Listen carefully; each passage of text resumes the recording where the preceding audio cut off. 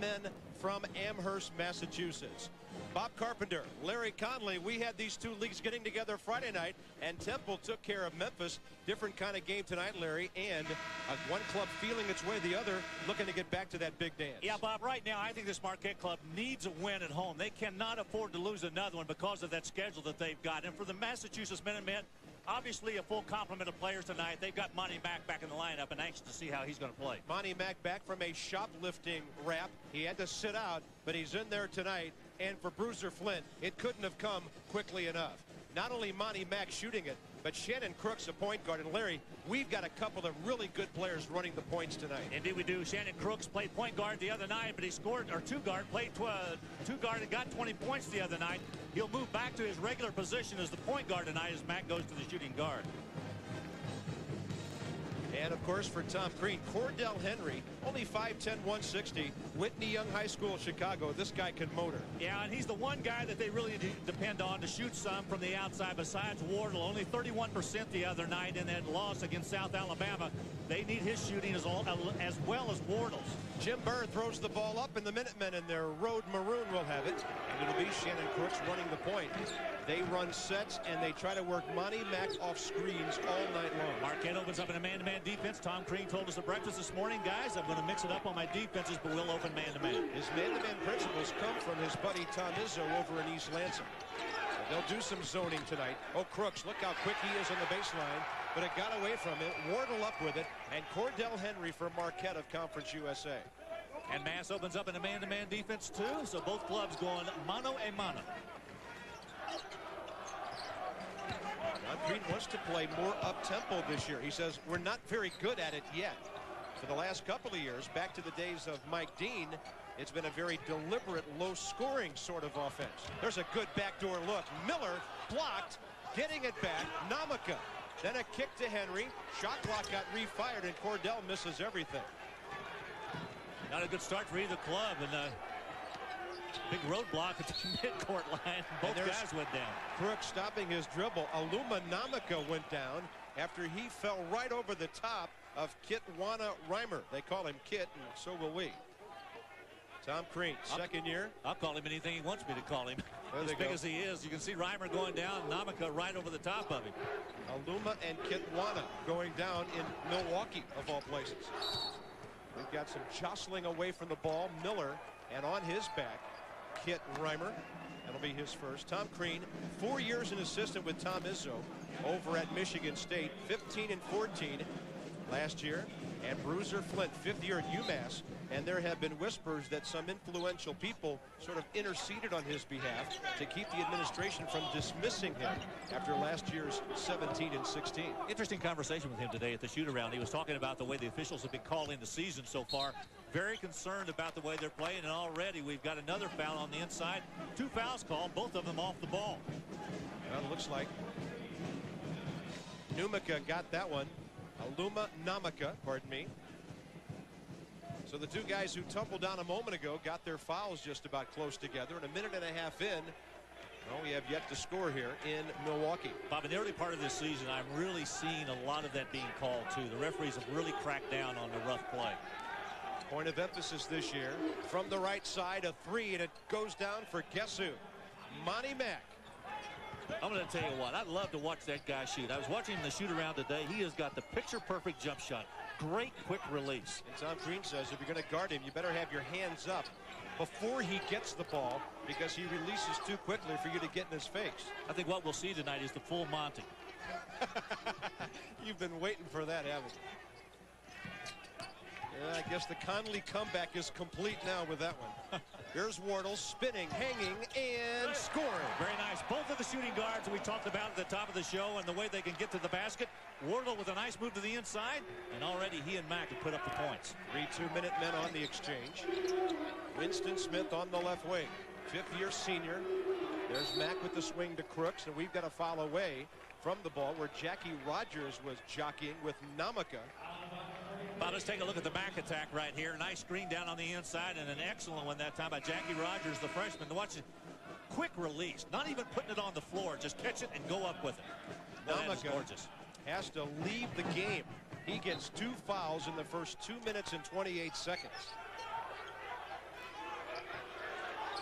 and Odarte Blankson trying to work down there on the right wing. They've brought in John Harris, who normally is a starter. Blankson got the call instead of him tonight, but quickly Harris in there. Told you Marquette was going to mix up their defenses. They've gone to a zone defense now, a 2-3. Yeah, 2-3 look with Wardle on the left wing. Crooks looking to penetrate. Shot clock at 9. Monty Mack against Wardle, the two great shooters. Look at that quick first step. Then he hangs. Miller came up to adjust the shot. Cordell Henry will run with it. He is the key to their transition game. Massachusetts doing a nice job of getting back on defense that time, not allowing Marquette any easy baskets. Looks like a foul away from the ball on Jackie Rogers, a junior who's been on the Marco Polo tour for the last 5 years. He's attended everything but the Electoral College. Whistle away from the ball.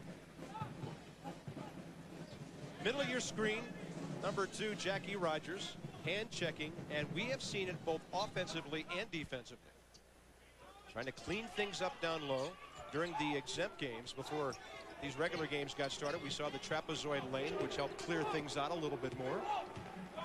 And there's talk that that may be the standard in college basketball in the next year or two. Wardle can't get the shot. Monty Mack just picked him clean. Boy, what a great steal that was. Quick hands. Winston Smith will swing it. Crooks will square up. He spins in the 3. Shannon Crooks, a junior who was a freshman at St. John's a couple of years ago, had a 12-point per game season last year. Now Massachusetts goes back. They're still in their man-to-man defense. I like this Crooks kid. He can really play. Had 20 the other night. Shot the ball very well in their opening win. Wardle looking to spin again. Leans in for some contact. It won't roll in for him. And Kit Reimer clears it off for UMass. Monty Mack, how about that for a quick release? He got back iron with it. Cordell Henry, 2-on-2. They've got now numbers. 3-on-2 with a trailer, but Cordell will wait. Gets a high pick from Scott Merritt. Had a chance there. They had a 3-on-2 break, and Henry decided not to take advantage of it. Harris with the swing for Henry. UMass a good job of defending so far. They play 90% man-to-man. Contain and contest is their modus. And there's a foul on the shot. I think Reimer's going to pick it up with a push down underneath. I think it's going to be a common foul. Won't be a shooting foul. So 2 on Reimer. 4 minutes, 32 seconds in. Slow start offensively, but UMass has a couple of threes. And the Minutemen here in Milwaukee leading 6-2. I sent a note home like that, Larry, from college one time, and I got one back that said, "So sad, too bad, you're dead." Using television to try to get some funds into the dorm. Students are having fun here in Milwaukee tonight. Bob Carpenter, Larry Conley. We've got UMass and Marquette. Nice to see they've got their shirts off indoors. I was watching a football game this weekend where it was really cold somewhere, and those guys had their shirts off, and it was cold outside. Monty Mack 1 for 3 so far. Brian Wardle 1 out of 2 as we track the shooters in this one. Both of these clubs are very guard-oriented. Micah Brand has checked in. They didn't get the timeout. That's a 5-second call. Odarte Blankson trying to get the timeout, didn't do it in time. Well, Tom Crane in the shoot-around today, while I was visiting with him, he was watching his freshmen work up and down the floor, and Blankson was one of those guys who was struggling, trying to find out where he was on the floor. Point guard Jonathan Dabina running it now for UMass. The backup to Crooks. They're both in there. Crooks goes right at the Eagles. Henry's going to pick up that foul. He got him across the arm as he was going up for the shot. Take a look again. Watch this. Dabina with a nice pass. Good look across and an easy try at the basket by Crooks, and Henry got him right on the arm as he went up. Kind of a grinder here so far at the Bradley Center. Shannon Crooks. Bob, in visiting with Bruiser Flint today, we talked a lot about his club from last year. He was concerned because he had Micah Brand and Kidwana Reimer, and both of those kids were the only 2 big kids he had last year. This year, it's a little bit different story with Jackie Rogers and also Eric Williams, 2 guys he's picked up that's really helped him, 2 transfers. And both of these guys now give him some depth in the front court and a little bit more options. We mentioned Rogers a couple of years ago at West Virginia. UMass is really dominating off Marquette turnovers, all 7 of their points. And of course, Eric Williams, we haven't seen him yet. He used to play for Jim Boeheim in Syracuse. 5 minutes in, Marquette not really figuring things out offensively yet. Well, they're going to double on Wardle everywhere he goes. He's going to have to get used to that. Cordell Henry creating his own shot. Kept alive on the tip by Merritt, the freshman. Wardle shot blocked. Harris gets a second chance. And now Merritt. They got another 35 on the shot clock, so there's no need to hurry here. Good effort by the Golden Eagles that time to go up on that offensive glass and be able to get a couple of more chances. Henry for Wardle. Closing on him, Winston Smith. Well, Massachusetts doing a good job of tracking the ball. Wardle and Smith, one-on-one. Going left, off the pick. There's the roll by Merritt. Shot clock at 8. Waiting, turning, another block in there. And right now, UMass with Micah Brand that time is dominating things in the middle. I'll tell you the thing that's most impressive about this Minutemen defense right now is the fact that they're just not allowing any open shots at all. Look at the turn and go back to the other side. Scott Merritt trying to get open. Brand was right there to knock it away, and then Wardle commits the foul down underneath. Micah Brand just 15 blocks as a sophomore or as a freshman last year. Did not start. They'll be counting on him for some of that defense. He played very well at the end of the year last year for Massachusetts. Like I said, needs to get a little stronger. There he is on the block. Kicks it back out. Smith, DePina thought about the three. They'll pull it back out with plenty of time on the shot clock. And Harris was riding the hip of Micah Brand. Massachusetts very aggressive on defense. On offense, right now they're being patient. Trying to work the ball to get it down on the inside to Micah Brand. You can see the foul committed by Harris right there on the right side. Monty Mack back in for UMass, along with Willie Jenkins, who checks in for the first time. Winston Smith sits down, as does Shannon Crooks. They got a pretty versatile guard combo. As Larry mentioned, they did some switching the other night. And in 40 minutes at the point, Jonathan DePina did a fine job. There's a travel by Willie Jenkins. Shannon Crooks played the 2 guard with Monty Mack out in that win over Iona for Bruiser. And he got 39 minutes in with 7 of 15 shooting. Bruiser getting a lot of players in early in this game. Oh, look at DePina. There's Wardle. That's a shot he's got to hit when he's open. And then Harris caught flat-footed, fumbles the ball over the baseline. College basketball, the TiVo preseason NIT, we're down to the semifinals. Hey, not a bad Final Four, huh? Hoosiers and the Temple Owls at 7 o'clock in the first semifinal Wednesday night. And then Texas, Big 12, #1 Duke at 9:30 from the Garden. You know what's intriguing? And matchup with Indiana against Temple. How about Mike Davis in his first year at Indiana taking on the wily owl, John Chaney. John Chaney. Foul down low. Looks like it's on Scott Merritt. Hope John finds some barbecue in New York. He found it in Memphis. Tom Crean's club just really out of sync. 2 points in the first 7 minutes. By the way, how about Duke? They win a couple of games. Arizona starts the season #1 in our poll. And without playing, they lose the #1 spot to Duke, who could go 3-0 on Wednesday. And the Marquette shooting has really been bad. They were 17 of 54 for 32% in that 67-54 NIT loss to South Alabama. I'll tell you, Bob Weltnick's got some athletes down there. That's a club that people don't know a whole lot about, but they're real solid in that Sun Belt Conference. Well, I'll tell you what, Bob, he went up to Bloomington, Indiana, and played them toe-to-toe right up to the last 2 minutes of the game. So give Bob Weltnick some credit. Looks like he's going to have a pretty good club in that Sun Belt Conference this year. Entry pass. Good front by John Harris to force the steal. Not a good pass by Eric Williams. He tried to force it to the inside. O'Darday Blankson on top for Henry. Wardle, bottom right of your screen. Always have to keep your eye on him like the Minutemen do. Somebody else in this club has to score. A Jim Burr whistle away from the ball. Wow. Got a hand check. Micah Brand with his first. Already we've had several away from the ball fouls. And as I said earlier in this game, the officials are really cracking down on that in the month of November here. Every game that I've seen on television, every game that you and I have done, this is our second one, I've seen more and more of this. I think these players are going to have to learn to adjust. There's Micah Brand with his hands on the back of the offensive player. Seemed like sort of incidental contact. There's Brian Baroni now for Marquette, Tony's son. Tony, of course, is with Vancouver scouting in the NBA. Director of player personnel up there. Former coach at Creighton and Texas A&M. Brian's a good gutsy player, running the point, backing up For Tom Crean, that shot won't go. Look at Merritt up there, puts it on the floor. Almost didn't get it back up, and now another foul.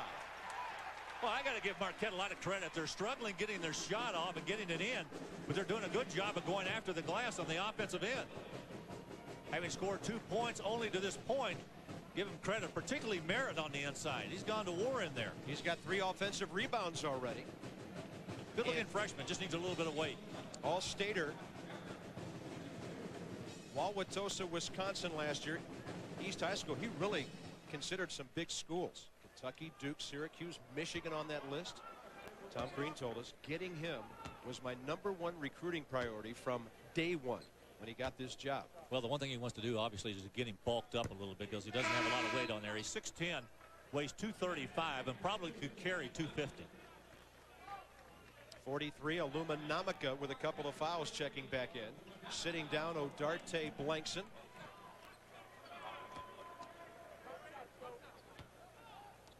They're at 17 points, 11 boards per game in the high school ranks last year. We had a late arriving crowd tonight, didn't we? Local time, 6 o'clock start. Folks stayed downtown who worked down here, had a couple of brats and came over for the ball game. A couple of brats? Well, maybe more than that. Jonathan DePina runs the point now for the Minutemen. Senior out of South Boston. Wardle tries to stay with him. Over to Ronald Blizzard. Cruisers had just about everybody in. He's used 10 players already. Ball loose. Namaka. Can he stay with it? Yes. Nice play. Here's Baroni. They've got to get a basket. 1 field goal and 1 free throw. Wardle. Good dish. Harris to finish. And a foul. Well, what a job by Wardle to get inside that Massachusetts defense. Very quick down the lane once he received it. Put it on the floor with his left hand. Got it in there where Harris had an easy layup. Watch this maneuver. Nice cut. Back gets screened. Bad switch that time by DePina, and Wardle gets rid of it just in time for Harris. Marquette had some droughts in their first game of the year against South Alabama. That field goal breaks a drought of 6 minutes and 10 seconds. A beautiful dish by Wardle. And John Harris, a junior out of Edwardsville, Illinois, down in the St. Louis area. He was an All-American there. We'll try to make it a 3-point play, and we got all kind of people dancing into the lane. I think they've got a double violation here. I think everybody jumped in there. Going to go ahead and take the timeout here. That indicates to us that Marquette may be giving up possession. We'll wait and see. 7.5 minutes, now 8.5 minutes in. It took Marquette a while to get warmed up. Baroni, Wardle, dribble penetration, jump stop, the assist, and the basket. I want you to notice right here what happens. We've got a double violation. You'll see the Massachusetts players jump into the lane, followed by the Marquette players. But the problem was that Harris didn't shoot the ball. But you've got a double violation. In that situation, you've got a jump ball. Alternate possession gives the ball back to Massachusetts. So without a free throw, they get the ball back. So he should have gone ahead and shot it. Absolutely. Except that now they get the ball back. So instead of getting 1, they've got a chance for 2. Baroni will trigger it in on the baseline. A lot of teams go zone on the inbounds, but Mass goes man, and they got the turnover on the 5-second call a few minutes ago. There's the entry down to Harris. Rogers riding his hip. Baroni, Monty Mack defending, and we've got another one going back the other way. Looks like John Harris with his second. Wow. 16 fouls. I'll make it 7 now on Marquette. Take a look. You'll see the foul down inside. Harris is trying to maneuver for that post position in there and pushed off with that left arm. I'll tell you what, they have really cracked down on that rough play in the post. Last year, that would have not been a foul. Well, one of the lines I've heard is they're trying to take the game out of the weight room and put it back on the court. Rogers long with the free throw. Smith, he may have pushed off to get that rebound. He did. And for Winston Smith, his first. Bob, and the thing about it is the National Association of Basketball Coaches is in full agreement with what these officials are doing. They've already said we want to clean it up, and they've told the officials, and the word has been transferred down from the conference offices all the way down to the officials. Each team in the bonus for free throws, 11:21 remaining before halftime. And we haven't even gotten, what, to double figures yet?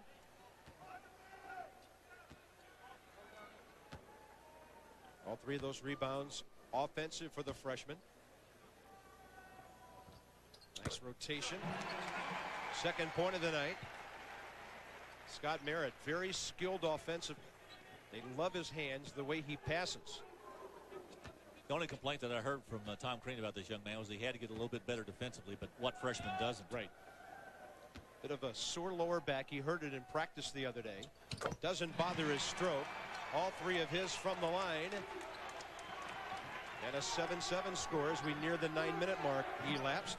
Now UMass in a 5-minute field goal drought. And Marquette back into that 2-3 zone. Actually, you know what they're doing? They got a box and chaser.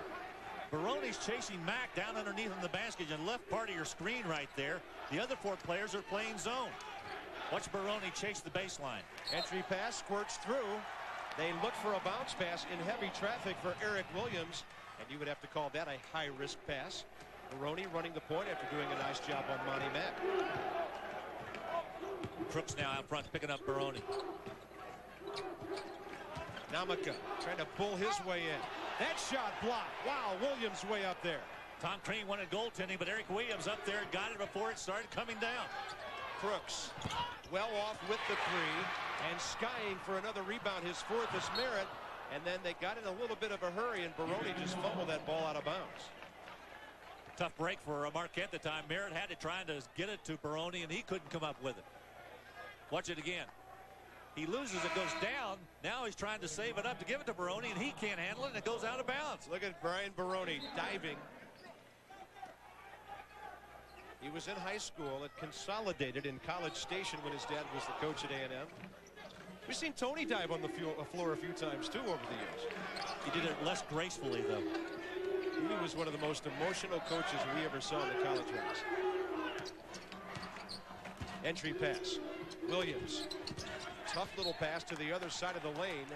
Knocked out of bounds by the Eagles, and with 17 on the shot clock, UMass will have it. Somebody needs to get something going here. Merritt looks a little gassed, and they're looking at his leg over on the Marquette bench. Nice pass. Wow. The flush by Jackie Rogers. How about the pass by Monty Mack? Good look from the out of bounds inside. A quick cut and a quick pass. Miller back in there for Marquette at the high post. Wardle looking for the flashing Baroni. Namaka in traffic. Wardle now goes to the free throw line area. We'll see where he flashes. Monty Mack is all over him. Look at this matchup. Baseline. Can't get it to roll in.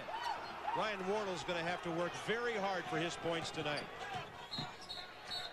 Crooks on the dribble, and he turned it over. And Tom Crean pleading with Jim Jenkins. Hey, my guy's getting killed at the other end. Speaking of Wardle, come on, he says. Look at Baroni. He almost caught Massachusetts napping. In fact, he did. Wardle overshot the layup. I think he was expecting some contact, and it never came. Massachusetts never saw Baroni coming down the floor with the ball. They had their back to it. We're still in single figures. A combined 5 for 24 of these two clubs. Ouch.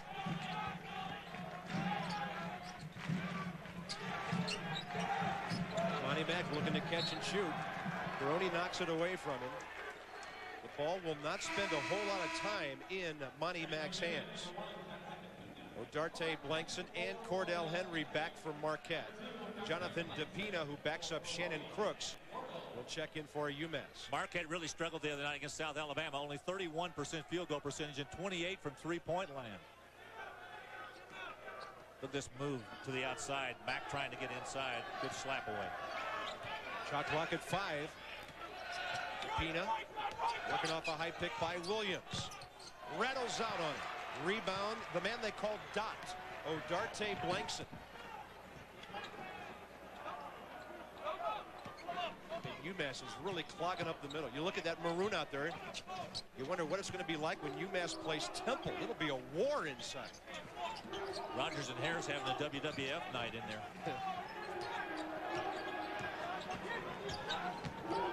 Working for a shot, Cordell Henry, back iron. Rebound for the Minutemen, Jackie Rogers.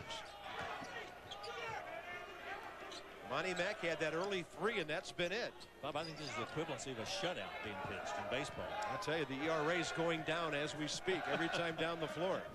9-7 UMass, 12 minutes into the game. I don't think I've ever seen a game single figures this long. There's Blankson with a little reach in on the dribble by Winston Smith. And for Odarte, no, it's going back the other way, huh? Yeah, it's going to be an offensive foul. Watch Harris underneath. He's really going to battle with Rogers in there. They're both using those arms, trying to maneuver, trying to find space. You know, once you get yourself established in there as the offensive player, it's tough for that defensive guy to root you out of there unless he's got more weight than you've got. Each team has 2 players with 2 fouls already. Cordell Henry will go to the line. Well, they like the way he came back stronger than ever for his junior year. Good decision maker. Cordell, when he's running down the court, is like a jet. It's going laterally. He's not as quick as some other point guards. Winston Smith looking for Monty Mack. There it is, the catch and the shoot. Nobody in America does it any better than the senior out of South Boston. He's got 5 on the night. That's such a quick release. The ball just hits his hands and it's gone. He's the #2 active returning scorer in college basketball. There's a slap on the arm on the field goal attempt, and Monty Mack will get his first. Monty Mack right now has 1,622 points. Ronnie McCallum of Centenary has 1,737 as the #1 active player right now in Division I. I got to tell you, in the A-10 this year is going to be a great scoring battle going on between Monty Mack and Sir Valiant Brown down at GW. It'll be a great scoring match between these two guys. Unbelievable. At the line, Aluma Namaka out of Uppsala, Sweden, his first point of the night. Back in, Terry Sanders, well, his first appearance now for the freshman out of Vincent High School right here in Milwaukee, where his club won 3 state titles. Sprained his ankle on Friday. Maybe not be it. He is not 100% right now, but Tom Crean says he is by far the best athlete on the club. Well, Virginia wanted him. They found out about him all the way over there. And we've got a timeout. 7:40 first half. You better be on Monty Mack. It is gone. It is in. UMass by 2.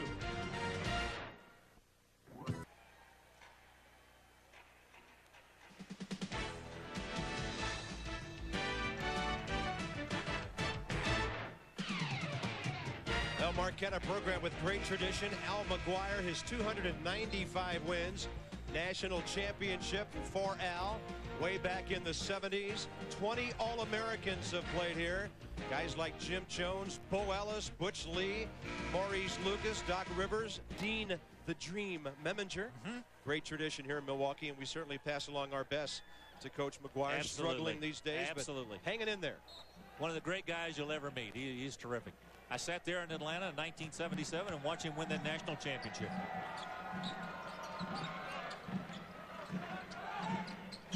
Monty Mack for UMass over to Jonathan DePina. 11-9. Yeah, it's 7:25 left, folks, not 17:25. It's been a very low-scoring first half.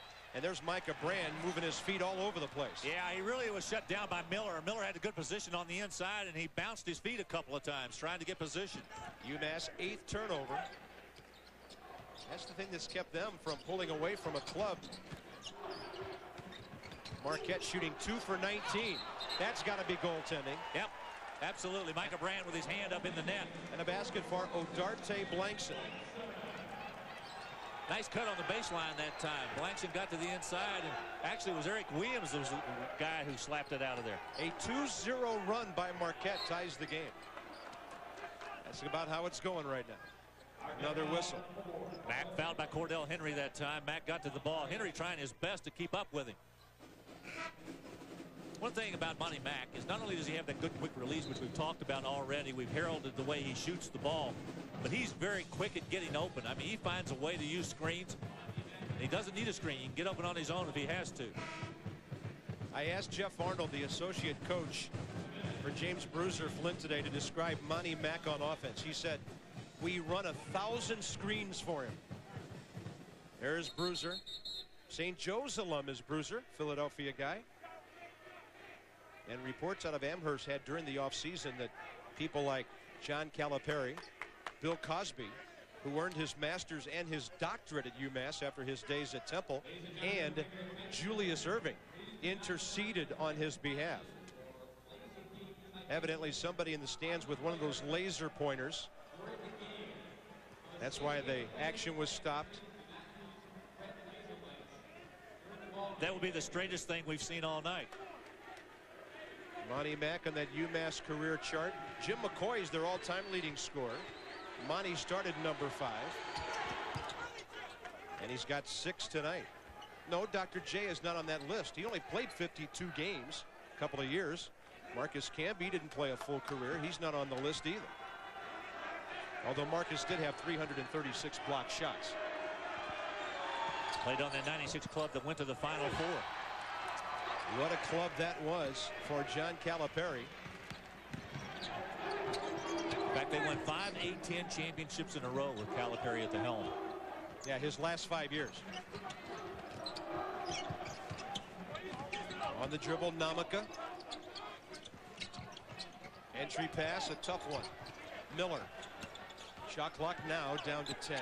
With 6.5 to go first half. Cordell Henry. Somebody's got to be open.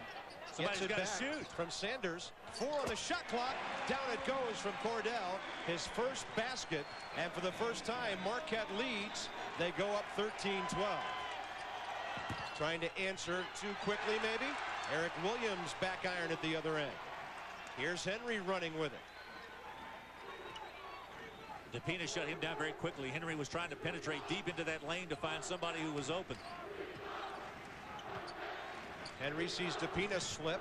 He'll penetrate and hang. No shot there for Odarte Blankson. Good switch that time by DePina. Sanders on the floor. Shot clock at 10. Boy, Marquette really milking this clock. High pick by Miller. And they're going to say it was an illegal screen as he was moving. And sometimes, Larry, you can fault the dribbler for not dribbling close enough to the screen. Watch Cordell Henry here. You know what? I think DePina just tripped over Miller's foot. I don't think it was a push off at all. I think he just tripped over Miller's foot. Well, they got John Miller for the foul. Dan Shulman and Bill Raftery out in Maui for the Maui Invitational. Third game of the first round today. It'll be Louisville of Conference USA against the powerful ACC Terrapins of Maryland. And then later tonight, it'll be the Runnin' Rebels of UNLV. Billy Bano against Bill Self, 2 outstanding young coaches. And Self, the former Tulsa coach, has that club loaded in Champaign. I know you're having withdrawal pains. I mean, 4 years of going to Maui, and you're sitting here with me in Milwaukee, but go up the longitudinal scales right there, and you'll be in Alaska this week enjoying yourself. Heading for Alaska tomorrow night. My buddy Jimmy Dykes will be up there waiting for me. We'll call the Great Alaska Shootout. Syracuse, DePaul. Great time. I've been up there a couple of times. You'll enjoy it. In fact, the folks up there are just terrific. Ohio Great State, Florida State up there, Missouri, Rhode Island, Valpo, Alaska Anchorage, the wonderful host school. Interested to see how Quinn Snyder's Missouri club's going to perform up there. They had a good recruiting class come in this year. Wardle drills it. That's a 2. And Bryan with only his second field goal. He had 17 in the season opener in 37 minutes against South Alabama. Marquette now. Golden Eagles back in that zone defense again. Biggest lead, 3, air ball. On the back door, the rebound, John Harris. Here's Baroni. He'll switch it.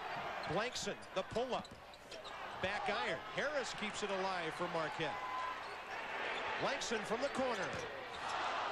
Boy, nobody can get any kind of rhythm going. Another offensive rebound for Merritt. And the one-hander, his first collegiate field goal, comes off a rebound. Bruiser Flint has seen enough. He wants a timeout. The first called timeout by either coach. And it comes with 4:44 remaining before halftime. What a great night getting offensive rebounds for Scott Merritt. He's got at least 4. 6'10" freshman, highly recruited. 5 rebounds, points number 4 and 5. Marquette leads it by 5. 17-12, Marquette leading after a very cold first half. Take a look at some of the offensive rebounding that Marquette's got. Here's the shot by Blanks, and he misses. Good strong rebound on the inside that time. after they get it up, watch Merritt get it on the second miss by Blankson. Then he turns, looks at the basket, says, I can't get it back out, I'll shoot it. Scott Merritt having a good first half off the offensive boards. He's a big freshman at 6'10". He has range up to 15 feet. And look at the offensive rebounds. He has 4 of those 11. Let's see what Bruiser Flint comes up with on a rather sloppy night in Milwaukee so far. A 1-out, 4-in look for the Minutemen. They're going to work Monty Mack off his screen, but Baroni's right there with him. Fought over a double screen that time, a staggered double screen. Brooks, trouble, gets it back. Wardle almost came up with that basketball. Shot clock inside 10. Running down to the 4:15 mark first half. Mack. Hey, everybody thought he was going to shoot, and Rhymes can't knock it down. Foul's going to be on Reimer over the back. He had an easy one in there and just missed it. Frustration foul going after the ball on the miss. Get Reimer with his third. That'll force Bruiser Flint into a move. Micah Brand will get the call again. Bob, I don't know how long it's been since Massachusetts has scored a basket. It has been some time. 4:10 left now. We may get the results in Florida before Mass gets another basket. It's only 3:40, but it seems a lot longer. I say only 3:40. Relative to some of the other droughts tonight, not that long. Scott Merritt at the line again. He's got a deliberate little routine there, but he's long with it. And Micah Brand will check back in. Kid Reimer will have to sit down. No points, 3 fouls.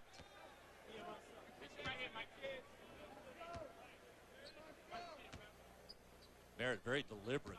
He only has 10 seconds to get rid of the ball, or it's a violation. And I would say he goes over that if they were counting.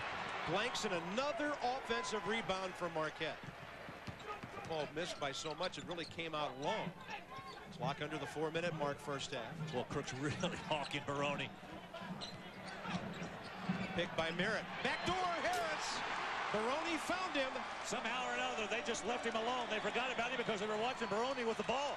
Brian Baroni's been a nice little spark for Marquette here. A senior who doesn't always play that much, but his experience invaluable right now. He's also working hard defensively on Monty Mack. Mack over him, barely nicking iron. Here comes Baroni. Down to Wardle. Takes on Mack. To the glass. Down it goes. Pretty play. Great pass by Baroni. Looked up the floor about 40 feet. Found Wardle breaking to the basket. Nice play. 21-10 Marquette.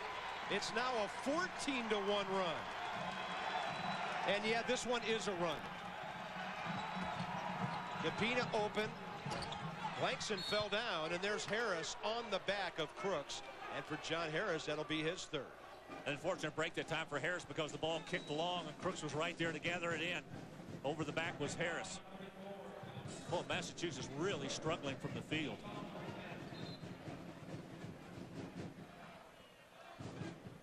Well, it was Marquette 2 for their first 19. UMass nearly 5 minutes now without a field goal. Bob, sometimes it just takes one guy to get a couple of baskets, and it'll ignite the rest of the players and get them going. Right now, Massachusetts has not found that individual to do that. Crooks considered the best point guard at UMass since Edgar Padilla. Luma Namaka back in for Marquette. Well, Padilla and Travieso were two good guards, weren't they? They were a great 1-2 punch. Whew. Quick, great on defense. That's when John Calipari was still there.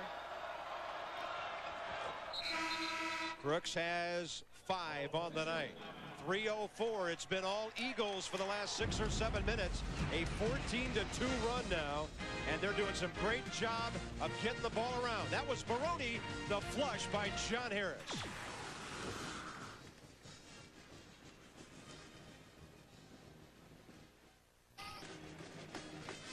Well, we talked about the Marquette transition. UMass has some of its own.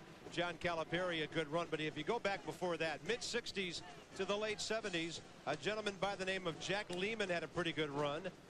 Third behind Bruiser and Calipari, and wins after his first 4 years.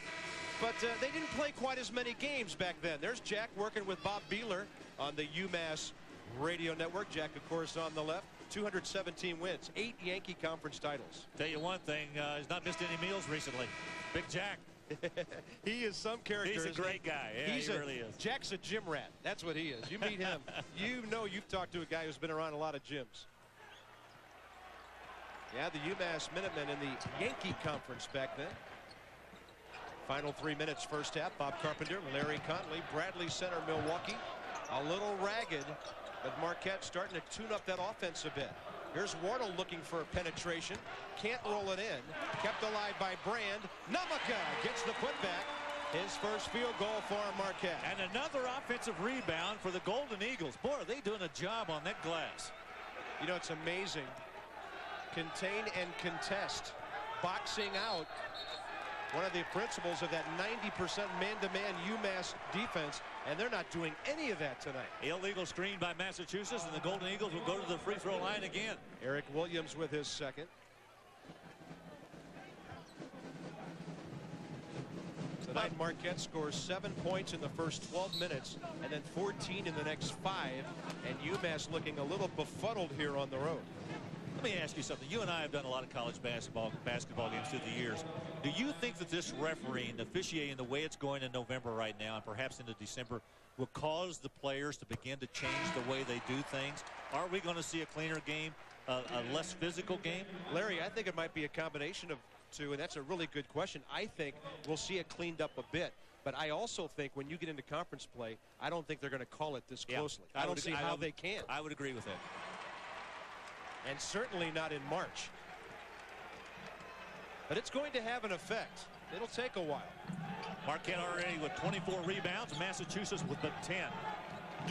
Monty Mack being harassed. Baroni says, hey, I got all ball. Jim Burr says that's a foul. And for Bryant, his first. Gotta love watching a kid like that play. Well, he really provides a spark for them. Watch him. He's really got him tuned in right now on Mack. Mack's trying to go up. Looks like they got all ball on that to me from that angle. But I wonder if he got him for the little left hand check before the right hand got the ball. The way they're calling it, who knows? At the line, Monty Mack. Well, they're having trouble just making free throws. What Monty Mack did, for you folks who don't know, he got caught at a discount store stealing DVD discs. He pleaded no contest, paid a fine. It's pretty much a closed matter for now. And we just hope that around the 8-10, some of the visiting fans that will watch Monty Mack on the road don't get off on him too much, because players have been harassed about that sort of thing. Here's Merritt switching to the right hand. Couldn't finish. Williams a touch over the baseline. It'll go back the other way to UMass.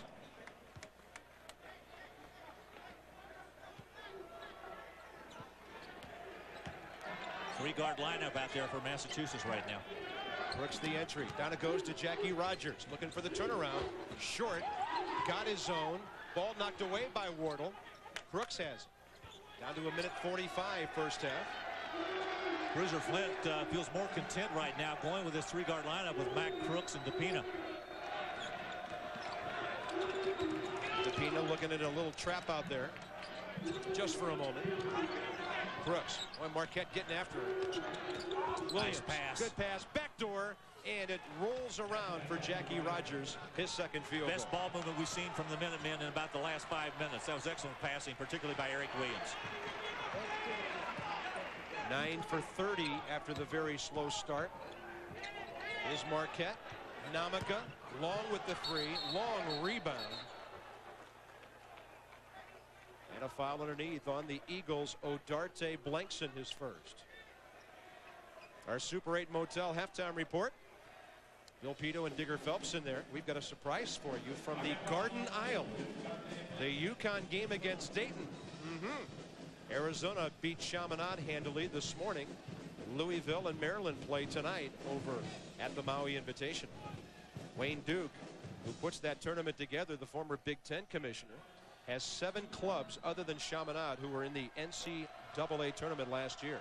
Well, I got to tell you, if it's a Dayton, Connecticut game, Oliver Purnell has got one of those clubs a lot of people have not heard about. They've got some great players on that club, led by a guy by the name of Tony Stanley. and another one by the name of Brooks Hall. Two good players on that Dayton Flyer Cub. Keep an eye on them. Tom Crean knows all about it. They'll go over there and play on December 30th. The UD Arena is one of the toughest places to play as a visiting team. Here's Wardle, left-hander. Yeah, Brian Wardle. He's going to be exhausted when this night's over, and right now he's a little shaken up. Hey, he came down badly on that foot. I think he may have turned that ankle. His 9th and 10th points of the night, and the Bradley center falls silent. He's up, but he's hobbled. Now he's not up.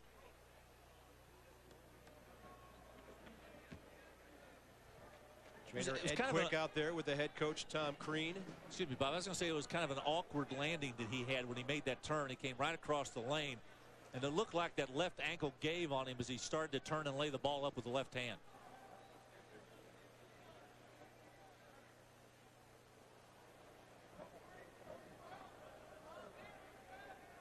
I would expect him to go out of the lineup right now with only 53.4 seconds left.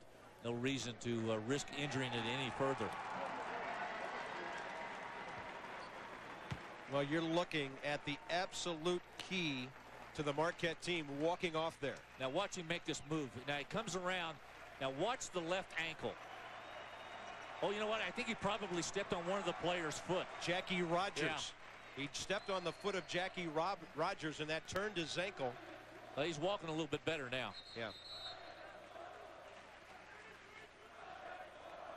UMass will bring it down the court. Final 53 seconds of a long first half.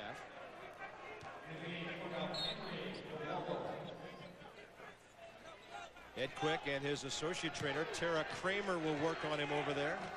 John DePina handles the point for UMass for Money Mac. Crooks trying to keep control. Henry diving in there looking for a steal. Well, good hustle outside. Blankson doing a nice job of keeping Shannon Crooks under wraps. DePina probing. Not a whole lot in there. And a foul. It's Namaka on the back of Eric Williams, and for Aluma Namaka, who had 2 early fouls, that'll be his 3rd. It's going to be a war of attrition in the final 20 minutes. Who's going to be left? If it's Tom Crean against Bruiser Flynn, I'll take Flynn. I think he's a little quicker. Wow.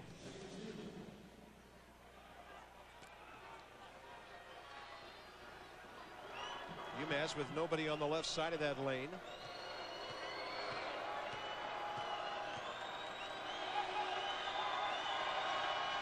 Eric Williams bounces it in. His first point of the night.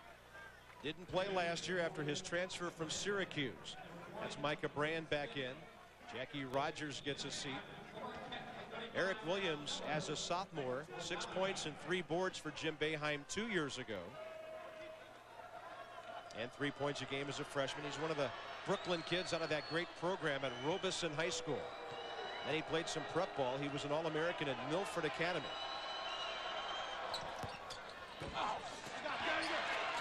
Marquette, Eagles have it. Yeah, they can hold the ball now for the final shot of the first half. They're going to call a timeout. It's use it or lose it for Tom Crean. You don't carry all of your timeouts over. Well, the ACC Big Ten Challenge is coming on ESPN. What a slate of matchups. How about Tuesday the 28th? Wake and Michigan from Ann Arbor at 7 o'clock. The Deacons are 16th in the latest poll. Robert O'Kelly, the great veteran there. And then the Fighting Illini, they'll be just back from Maui. And wow, what a return. You get to play Duke at 9 o'clock Eastern. That's in Greensboro. Corey Bradford, Ryan Cook, Duke, of course, Shane Battier, who could be the National Player of the Year. That could be one of the best games of the season between Illinois and Duke. I think those two clubs have got a real shot at making the Final Four this year. That's one you want to watch. And, of course, for more on college basketball, you can always log on to ESPN.com. Wardle's ankle still a concern over there, the left ankle.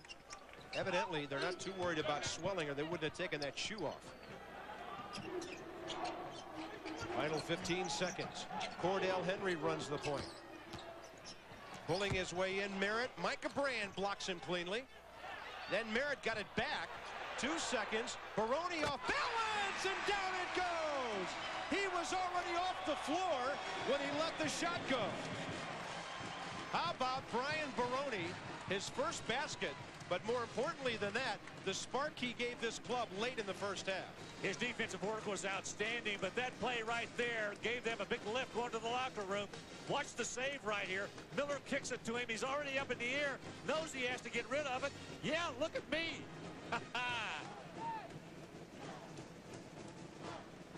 We were talking earlier about gym rats. There's one for you right there, Brian Baroni. And a crazy first half comes to a close. Bill Pito and Digger Phelps in the studio. And Bill, Marquette opens it up by 10 at the half. All right, Bob. And look at the rebounding advantage. The Marquette bench has been dominant tonight. And here we go, second half. UMass with the ball down by 10. What happened to them, Larry? I don't know. Golden Eagles back in that man-to-man defense. The biggest problem Mass had was that 14-2 offensive rebounding number that Marquette threw up against them. And Monty Mack only got 5 shots. There's That's a good start. That's a great start for Massachusetts, getting Jackie Rogers off the schneid. He played high school at Corcoran in Syracuse. Then he played at Winchendon. Then he played his freshman year at West Virginia. Then he goes to JUCO, that great program at Barton County, Kansas. And now, of course, with UMass, he has been everywhere. Wardle short. Unable to hold it in. UMass will have it back, so they don't need much of a run to get back into it here, starting the second half. UMass is 1-0. They won their opener over the Gales of Iona, 67-65 in the opener for them, while Marquette was losing their NIT debut 67-54 here to South Alabama on a night when they had several droughts. Looks like a grab from behind. Eric Williams with the offensive foul. Yeah, he hooked him down underneath. Take a look at the big guns right here tonight for UMass. Mack with 7 points, Wardle with 10. 2 of 5 shooting. Mack with only 5 field goal attempts in that first half. Yeah. And he had a 3 very early. He totally uninvolved later. And you got to credit Brian Baroni with some of that. We'll see him, I'm sure, again tonight, the way he played the first half. Here's Wardle. Off for O'Darty, blanks in, and another foul. This one is on Winston Smith. Smith with a little push in the back that time.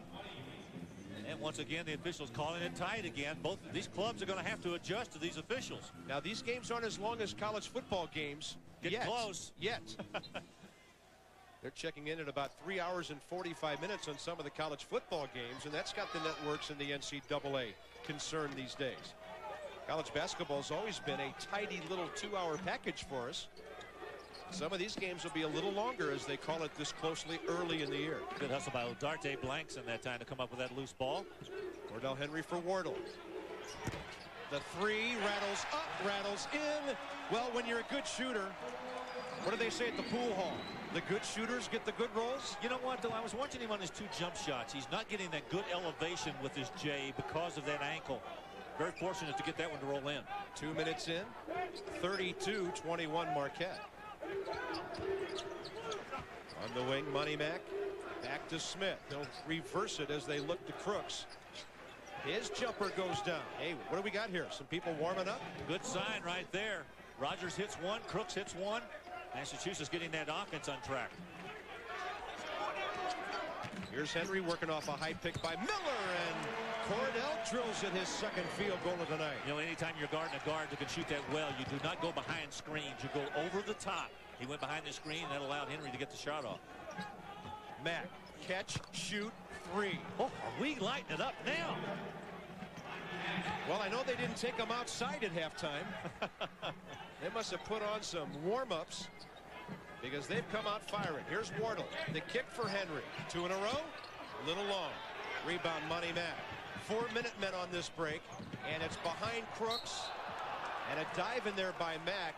No foul. It's over the baseline. It'll go back the other way. Tough break that time. Mack was trying to give it up to the left side that time to Crooks, who was making the break down that left lane. Watch it. He's got it. Tries to make the pass, throws it behind him. Then he tries to go and get it, and he undercuts Henry. They've had bodies flying in Milwaukee tonight. 3 minutes in. Wardle for 3. Boom! Brian Wardle suddenly with 16 in his career, 137 threes. Maybe he should sprain that other ankle.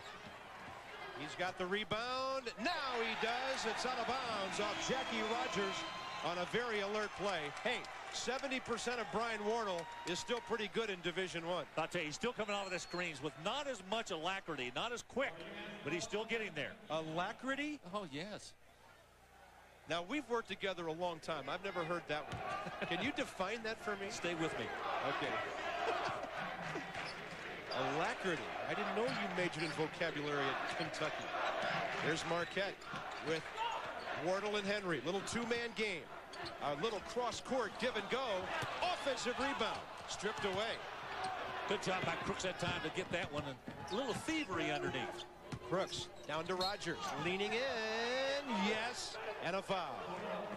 Jackie Rogers with 2 field goals in the first 4 minutes. Mass looking a lot more aggressive this second half than the first half. Whatever it was the Bruiser Flint said to him at halftime got him going. They're a much different team now. Namaka, his 4th foul, and he has to leave. Watch underneath. Good strip inside. Boy, Crooks with good hands to come up with that one right there after Marquette got another offensive rebound. Now watch the other end here. Good pass after the post-up position down in there by Jackie Rogers. I like the way this junior looks out of Syracuse, New York. He was a 1,000-point scorer in high school at Corcoran in the Q's. 37-29. Running down to the 4-minute mark out of halftime. Henry. And grab. Check. Yep.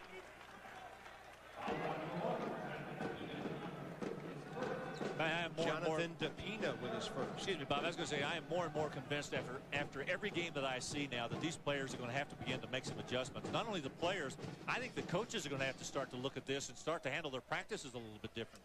Yeah, one of the big quandaries is going to be how do you play aggressive defense and not touch anybody? Wardle, the nice catch move from Henry. Left-hander off the glass and a foul. How about that one? Wow. I heard you ask a question of Tom Creed today about Brian Wardle and his ability to play at the next level. He says there are a lot of clubs looking at this young man. They think he has the ability to play at 6'5", 205. Nice left-handed move right here, high off the glass, getting it up over Eric Williams. Brian Wardle admits he just wasn't that into basketball as a younger player. But he has really worked on his shooting. And he didn't start that well. He shot 6 of 19 against South Alabama, but he was 3 out of 8 from three-point range. The great players, the good scorers, they find ways to score when one thing may not be working. That little wince right there tells you the ankle still not feeling that great. But if he makes this, that's 9 points since halftime. That's almost as many as he had in the first half. He had 10 total when he hit 1 of his first 6, then 3 of his last 4 shots. Golden Eagles back in that man-to-man defense. We're going to have a hand-checking foul. Looks like it might be Henry. 4 minutes and 8 seconds out of halftime. We've got some scoring going on here in Milwaukee. Bruisers, Minutemen, though, still down by 11. Brian Wardle has almost 50% of Marquette's points. He admits he just wasn't that into basketball, into shooting when he first started. I was pretty bad when I was younger, 5th, 6th grade. But then I loved basketball, and I learned it was a sport that I loved, and so I continued to improve and always working on my shot, always working on my shot. And my dad would always tell me to watch, Michael Jordan play, watch the way John Paxson shoots for the Bulls back in the day. And I think just studying those guys and continuing to always work on, elbow in and follow through, that's what I was always taught. And that replay shows you that John Wardle, to become a good shooter, has to work very hard off the ball. He's now in the top 10 all-time in Conference USA scoring. The league hasn't been around that long, but Larry, it's a quality league, and top 10 has to mean something. How about the start that Charlotte has started off, huh? Big win over Fordham and another one over NC State at Conference USA. Bobby Lutz down there. It's a good program. UNC Charlotte picked 3rd behind Cincinnati and DePaul in the American Division of Conference USA. Where's this one going? Officials looking at each other. It'll stay the same way with UMass. A lot of floor burns and no results. Watch the hustle down underneath there. You're going to see a couple of Marquette players go to the deck. Pretty good effort down there. John Harris on the inside. Rogers, the turnaround. Blocked. Right in his face, John Harris. He took it away from him. He almost took it out of his hands. That was more of a catch than a block. You're right. Here's Merritt, who had such a wonderful first half off the bench. Harris turning, off balance, running. Rogers, straight ahead, Crooks. He will finish. And a good transition basket, one of the few we've seen tonight by UMass. Shannon Crooks has 11 on the night. 40-31. Baroni's in there, by the way, for Marquette at the timeout. Another whistle away from the ball.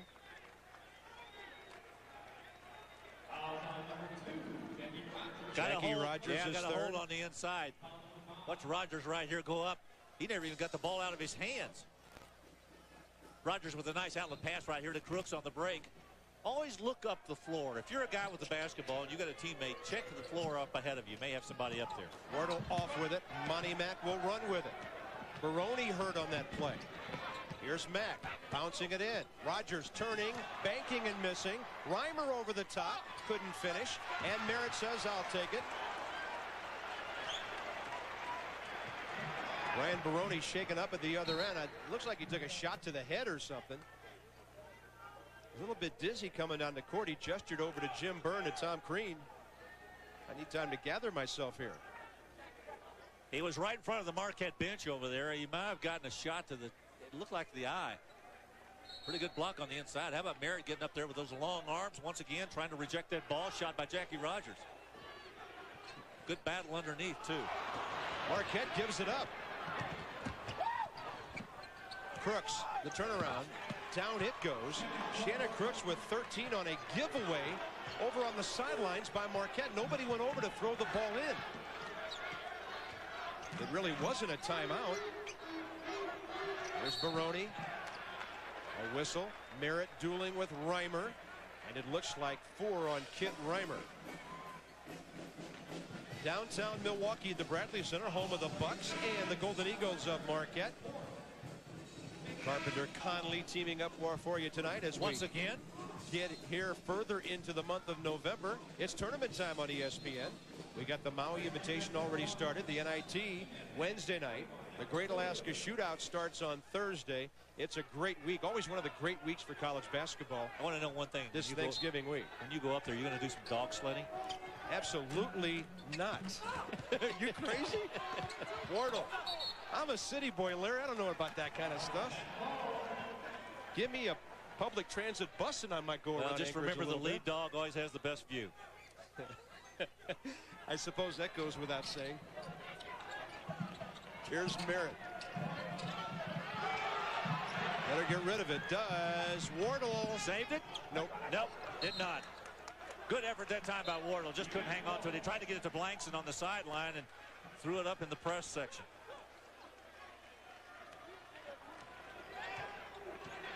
Jonathan DePina, senior. Backup guy. Turnovers not as bad as they were early. People hit a few shots. The turnovers don't go up very much. There's DePina looking for Rogers. They were fronting him. Smith on the wing. It's like a foul underneath, away from the ball again. Man. Was that Harris? Yeah, it was Harris underneath. Fourth. 3 new Eagles coming in, including Namaka, who's playing with Harris and Blankson really going after each other underneath there. I don't know where this one occurred. There it was right there. Namaka playing with 4 fouls back for Marquette. Last team standing maybe wins this one.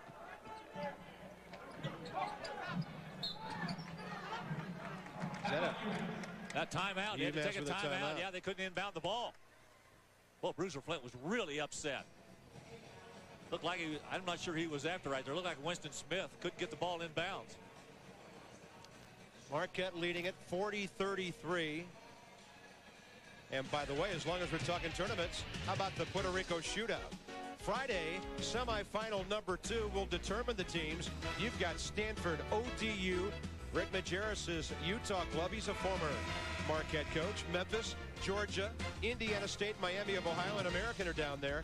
Then the championship is at 3 p.m. later in the weekend on ESPN2 from San Juan. For more on all the tournament brackets, you can go to ESPN.com and you can figure out right away who's playing who in all of these tournaments this week. Be the smartest guy in your street. Marquette. 13:34 second half.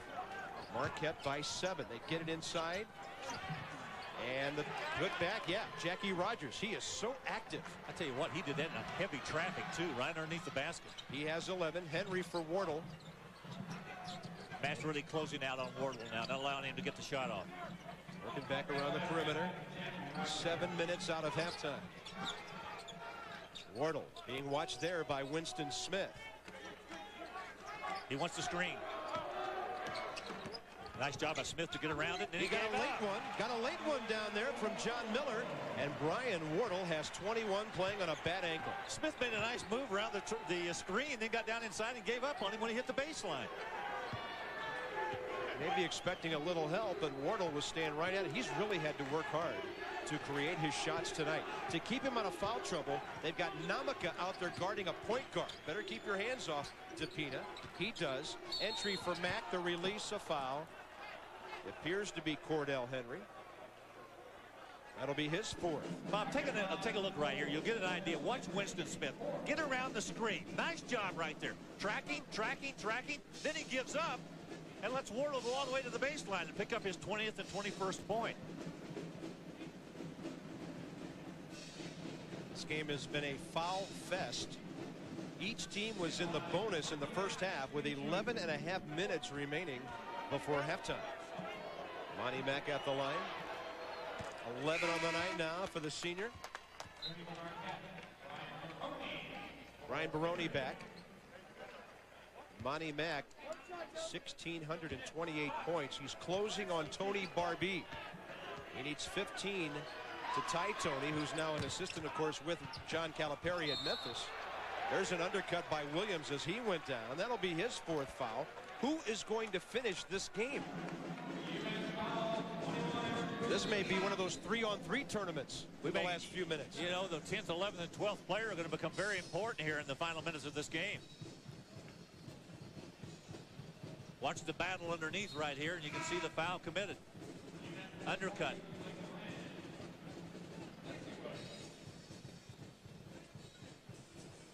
Seven team fouls on UMass already. So it happens a minute earlier than it did in the first half.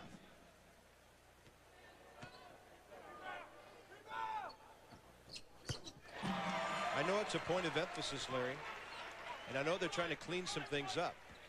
But for a lot of college basketball fans, this can't be a whole lot of fun to watch right now. Well, but again, I'll get back to this and say it once again that the players and the coaches are going to have to make some adjustments. The officials are going to continue to call the game like this.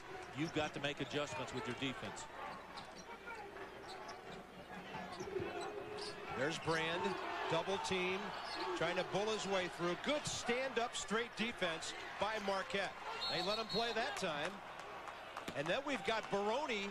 He was forcing his way in to receive the pass, and he kind of threw a few fists out there. Well, he kind of pushed off on Winston Smith, who was really causing problems for him. Watch the double team underneath right here. You can see right there Micah Brand coming up with the ball. Wardle underneath won't allow him to get to the basket. Good job by Marquette standing their ground. Now here's where the problem occurs. There's the push-off by Baroni right there against Winston Smith. Brand receives it on the inbounds play. Jonathan Depina, Baroni watches him. 1-4 alignment by UMass. Another set. Zone defense right now by Marquette. They're matching up. Mack back to Smith. Depina waving for the ball over Wardle, and he knocks down the 3. His first basket of the night. He had 9 in the season opener against Iona on 3 of 7 shooting. Another whistle away from the ball. Massachusetts creeping back into this game, and it looks like Jackie Rogers is going to pick up another foul. That's his 4th. 3, 1, 2, 3 players for UMass with 4. And for Marquette, Namaka has 4. Harris with 4. As well as Cordell Henry, the point guard. At the line, Terry Sanders.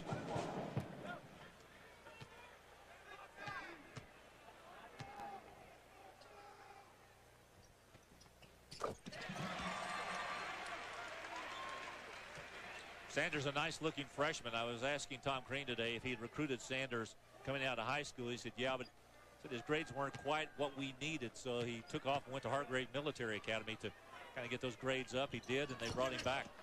Became a top 25 power forward there. And there's Ronell Blizzard walking. 8 minutes out of halftime. This is something else. Bruiser Flint all over Jim Burr. The whistles have been blowing.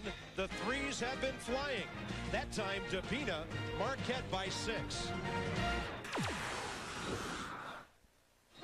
Marquette's got some young guys to look forward to. One of them is Dwayne Wade, Natalie attired right there. Absolutely. He's a young man that was highly recruited out of high school.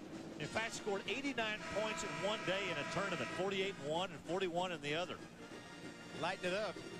They've got another kid, too, a point guard by the name of Travis Diener coming in out of Fond du Lac, Wisconsin. #1 player in the state. His dad, Bob, was his head coach there. And he's got cousins Drake playing for DePaul and Drew playing for St. Louis U.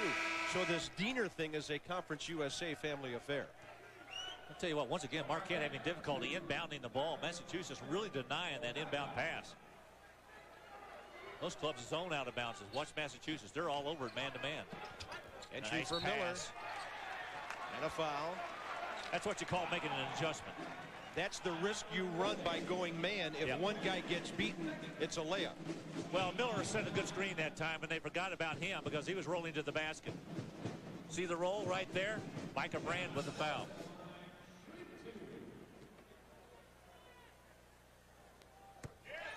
Miller with his first point of the night.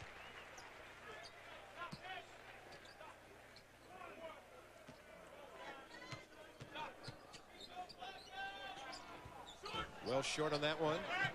UMass rebound pulled down by Winston Smith. 11:40 remaining. Marquette by 7. Another one. I think it's Blackson holding down underneath. Looked like Winston Smith was trying to cut that baseline.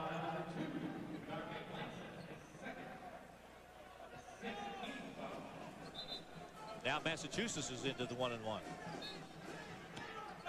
No, not yet. I thought that was the 7th. I heard the scorekeeper say 7 fouls. Unofficially, 36 fouls called in this game with 11.5 minutes remaining. DePina's got 2 in a row. He stepped inside the arc and drilled it, and that's 5 for the senior backup point guard. Well, I tell you, what a nice thing for Bruiser Flint to have a guy like DePina who can step in there and play that point guard position. Well, he did for 40 minutes in the Iona game. That's 7 assists, but 6 turnovers. But he did some scoring. Here's Wardle for Baroni. And Baroni looks up to check the shot clock at the other end. It's down to 10. They come out to trap him now. He ducks through. Sanders, who was looking for somebody to make a backdoor cut. Shot clock at 3. Baroni has it rim out on him. And UMass with a good 35-second stop. Yeah, that was a good job that time. Massachusetts doing a good job defensively of holding them back. 40 seconds away from the midway point, second half. Flashing. Connie Mack. Normally he'll shoot off that catch, and evidently Ronell Blizzard was not looking for the pass. Let's go back and take a look at the defense that Massachusetts is putting on Marquette right now. Brian Wardle trying to shake free. Can't do it. Doing a good job is Winston Smith, shadowing him everywhere he goes. Now watch this. Good overplay. Keeps him away from the basket. Ball comes down on the other side. Massachusetts with a nice job defensively. Now Baroni waves everybody down court, including Miller, who was going to set a high post pick for him. Waiting for Wardle to release. Miller gets there as well. Wardle trying to work off that pick and roll. Long with the 3. Rebound to Pina. Straight ahead. Crooks. Wardle. Clean reach? No. Jim Burr, the trail official, close to the players, didn't call it. Art McDonald on the other side of the court did. Actually, I thought Artie had a better look at that than Jim Burr did from behind. DePina with the basketball, kind of breaking out of the pack right there. Pushes the ball forward, and oh, he got a lot of ball that time. They decided to show the replay on the video board here, which really shouldn't be done. Crooks at the line. And Crooks can't make the first one.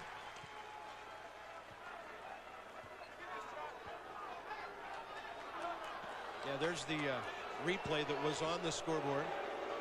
They just showed it again. Wanted to make sure if you missed it the first time, you saw it the second time. Evidently.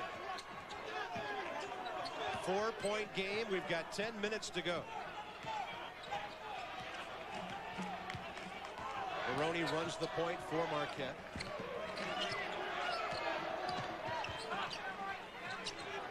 Harris on the perimeter. Lizard staying with him. Wardle comes fighting out. Travels. I'll tell you what, nobody's making any adjustments at all. They're still playing tough, tight, reach-in defense all over this floor. The last 3 possessions by Marquette on offense, I have seen Massachusetts really turn up their defensive pressure. That's a good call. He backed off balance, lost his footing. Ball goes back to UMass. Jumper right side. It won't quite roll in for Shannon Crooks. Micah Brand should have just given up on that thing. He was boxed out, and he kept trying to get over the top to keep that thing alive. Watch number 40 on the right side of your screen. Nice job by Miller to get back to that inside position, and then he just pushes him or shoves him trying to get to the ball. You know, that's good work right there, though. Miller works all the way from the outside on the baseline to get down underneath and make sure he gets that position. And usually the officials will give the benefit of the doubt to the guy who has the position on the inside. Miller at the line. Kind of snuck that one in, didn't he? John Miller, 6'10", 240 senior, has been around here for a while. Out of Cedarburg, Wisconsin. Went to Marquette High School here in Milwaukee. Actually was a former walk-on. Had a scholarship after he played a couple of years. Started 28 of the 29 games last year for the Golden Eagles. Marquette back on top by 6. He averaged 5 rebounds a game in that time. Monty Mack being watched by Henry. Lapina on the wing. Wardle tries to stay with him. Monty Mack way out there with a long 3 and a long rebound. Blizzard almost had the tap after the miss by Micah Brand. Pretty good offensive rebounding, though, by that time. Yeah, we haven't mentioned that a whole lot tonight, have we? It's mainly been Marquette crashing the offensive glass. Henry keeps it alive. Miller waiting for Wardle. Another high pick by Harris. Well, that's a terrific job defensively again by Shannon Crooks. The handoff to Henry. The kick for Miller. Monty Mack got him from behind. How about that play by Mack? Monty's got some quick hands, doesn't he? Well, Mack's only 6'3", going up against Miller, who is 6'10". Nice move by Henry right here to give the ball up. Miller makes a nice move, puts the ball on the floor to get by him, and then it's out of his hands. Slapped away by Monty Mack. Monty knew if he didn't block it early, he had no shot, and he got it early.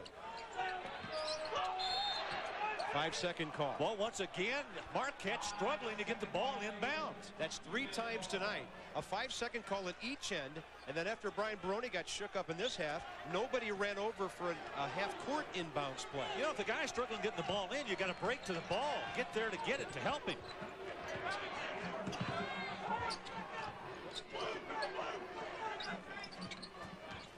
Crooks for UMass, beating Blankson, banking, nice. Scoring, drawing a foul. Nice. Outstanding play. Down deep inside, draw the foul, concentration. Bruiser Flint says, yeah, I like it. And well, he should. Watch this move. A little shake and bake right there. Good jump stop down inside, drew the foul, got it up and in. Nice move by Shannon Crooks.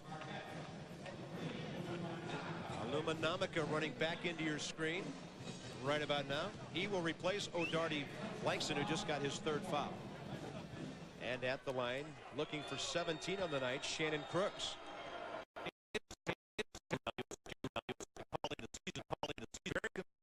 Just go down low. And on 7 of 15 shooting. A couple of assists, 6 steals he had in that 55. Running down under the 8-minute mark here. Cordell Henry sees an opening and blocked. Wardle, he's rejected. 2 blocks by Micah Brand on the same play, and then Wardle travels with Micah adjusting that shot. How about that? 2 blocks, adjusting a shot, and causing a turnover in a span of about 10 seconds. Tom Crean, second year at Marquette, trying to bring a young team along with a great senior, and Bruiser Flint looking to get the Minutemen deep into March. Bill Pino back in the studio, updating Wake Forest and Richmond. Richmond was awfully close in the first half, but here in the second half, it's Craig Dawson to Antoine Scott. And Wake Forest now up comfortably 46-35. Here in Milwaukee, Bob Carpenter, Larry Conley, gentlemen on your left. There he is, Mr. Hank Raymonds, 126 wins in 6 years here, third on the all-time list behind Al McGuire and Bill Chandler. What an outstanding gentleman he has been, and a great champion of Marquette basketball. The words you said there really applies to him. A gentleman. He is a terrific guy. Nice to visit with him every time we come to Milwaukee. 7:50 to go. 3-point game. Crooks on the perimeter. Marquette back into that box and chaser again. Baroni chasing Mack. The other four guys are playing zone. Smith got it back from Monty Mack. Crooks has had a very good game tonight, their point guard. There's Monty with penetration. Baroni went down. Tough to get a shot. Shot clock at 10. A banker. And the rebound for Marquette's Aluma Namaka. Not a good shot by Crooks that time. He really was off balance and really had nowhere to go with it. Marquette needs something to do offensively right now. Massachusetts has shut them down the last 3 possessions. Here's Baroni baseline, hooking it down there for John Harris. The switch to Wardle. Way long, offensive rebound. John Harris. They have really crashed the glass at the offensive end tonight. John Harris, a lot of credit. That's a big basket. They don't score there. Mass could tie it or be maybe one back. Still that box and chaser. Watch Baroni cut right through the middle of that zone. All over Mack. Mack's trying to shake him. Mack gets a pick. Throws up a little leaner. Rogers looking to keep it alive. Ball on the floor. It'll be a possession call, and it will go to Marquette. Wardle getting tied up there with Jackie Rogers. Possession, alternate possession will go to Marquette.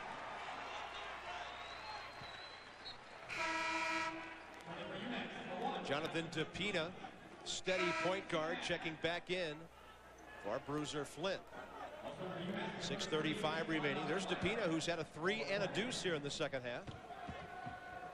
He's also been awfully good defensively. He really has put a lot of pressure on Baroni, as he's doing right now. Wardle from Baroni, looking for a pick. Well, Crooks has really done a good job, too, down inside on Brian Wardle. Chasing him everywhere. Wardle, Crooks right in front of him. Shot clock at 9. 5-second call. He didn't move. Crooks did a nice job. Wardle was waiting for that screen. He waited too long. Watch it again. Wardle comes down. Now he's in position. 1, 2, 3, 4, 5. Too late. Yeah. You learned that from your dad, didn't you? He blew the whistle a few times in Eastern Kentucky. He did indeed. Taught me how to count.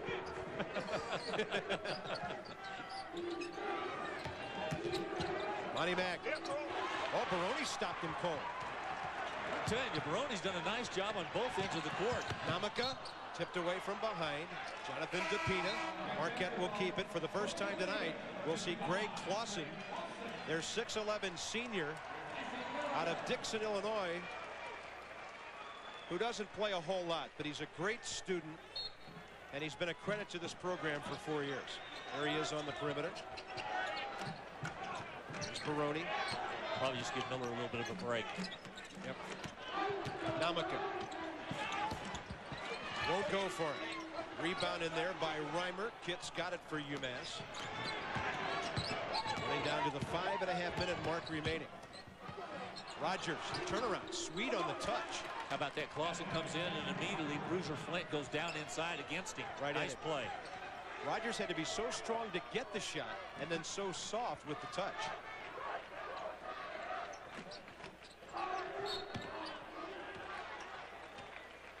And a whistle away from the ball. I think Reimer picked that up. That'll be his 5th. He is gone. I'm having a hard time believing we made it to the 5:09 mark before somebody fouled out. As many fouls as we've had early in this game tonight. The ACC Big Ten Challenge. How about Tuesday? Wake Forest and Michigan, 7 o'clock to get things started. It's presented by 989 Sports. And then a couple of ranked teams. How about this matchup? Number 8 Illinois at number 1 Duke at 9 Eastern. You can log on to ESPN.com for more on college basketball and the ACC Big Ten Challenge. I know North Carolina will play Michigan State in that series as well. That's the Tuesday night action a week from tomorrow. Let's go back and watch the 5th foul committed by Kit Reimer down inside. You'll see the cut across the middle by Brian Wardle. A little bit of an elbow thrown here. I'm not sure it was too much. Actually thought Crooks, there it is right there. He kind of threw it at him as he went by. It's what they're trying to do is cut out that rough play as those guys make the cuts across the lane. Brian Wardle with the free throw, his 22nd point of the night. This is a typical Wardle night, though. This is the way he usually plays. This is the way he played last year. Well, he was the Conference USA 6th Man of the Year as a freshman 3 years ago. That's a pretty good award for a first-year player. And then he's pretty much been an all-conference guy ever since. 52-47, Marquette as we go down to 5 minutes remaining.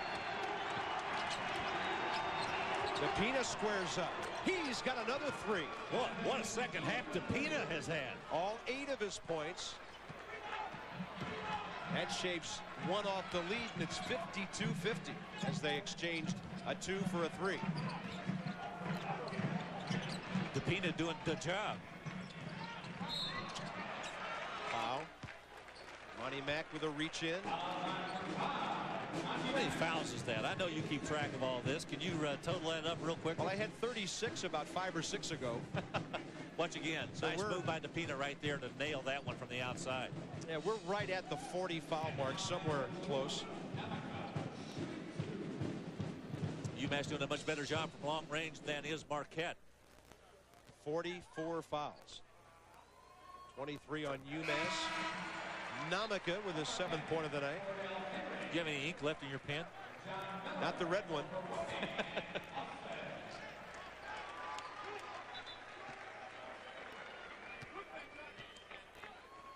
I'll tell you what, Marquette continues to hang on, though, just barely.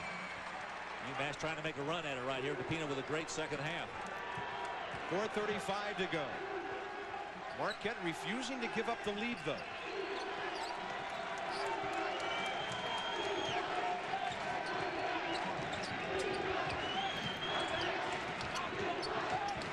Looks for Monty Mack. The quick catch, the quick shot, long rebound, and UMass has it. DePina right there. Ever opportunistic.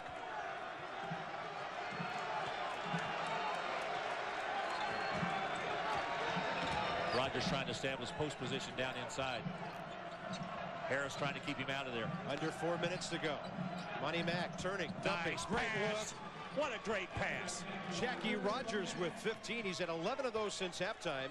And the penetration of the UMass guards has made a lot of that happen. Don't think that Monty Mack is just a one-dimensional player, just a shooter. He does a little bit of everything. Good defender, good passer. Well, he was a point guard that time, wasn't he? Sure was. Very nice. Marquette has led since it was 13-12 with 6:20 to go before halftime. Wardle, that wily veteran, drawing the contact as he gets Shannon Crooks off the floor. Well, I'll tell you what, for a guard, he's got a pretty good post-up move. He had his back to the basket, knew he had a little heat on the backside. Watch this. Good pass to the inside. Now watch Wardle come across the lane. He's got Crooks. He knows he's going to have him on his hip. Now, where are you? Where are you? All right, I'm going to turn, drop step, go down in, pump fake, get you up in the air, and go baseline. Very nice.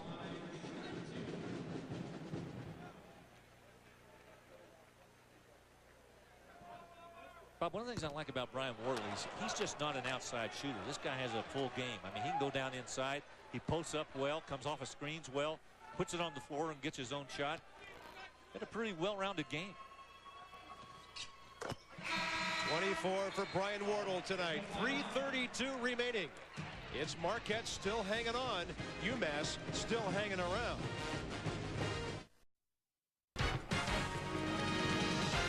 ESPN2's exclusive presentation of NCAA basketball is brought to you by Adidas.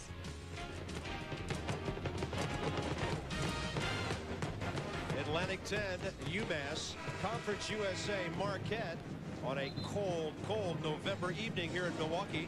And at the Bradley Center, a three-point game with 3:32 remaining. Building that holds better than 19,000. Most of the lower bowl is full. Marquette will draw a lot better when Conference USA play starts. You got DePaul coming up here, that great Milwaukee-Chicago rivalry. They always pack this place for Cincinnati. Larry and I will be here in late February for that war. Might even be a little colder then. Right now, Monty Mack only 1 of 7 in the second half. In fact, he has missed his last 6, making his last 7. 3:15 to go. Cordell Henry. Mack really struggling with his shooting tonight. 2 of 5 in the first half, 1 of 8 in the second. Henry probing, looking for Wardle. Steps by Crooks. Got him off the floor again. 2 times in a row. I'll tell you what, I think Wardle's found a home down there on that baseline right there, and Crooks is right with him. Watch Wardle make this maneuver right here. He's got Crooks fighting through screens. Once he gets to the baseline, pump fake, gets once again Crooks up in the air, comes right across his arm, and it'll send Wardle to the line again.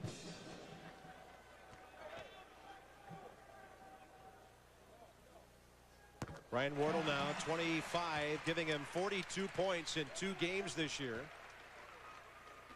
Monty Mack and Wardle, it's a mismatch right now.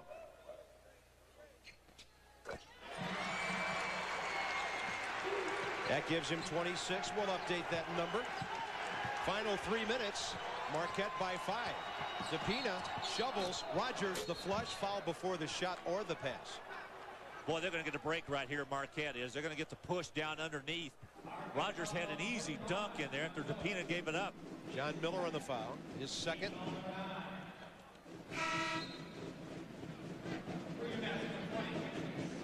That's one time where Marquette really is fortunate to go ahead and commit the foul.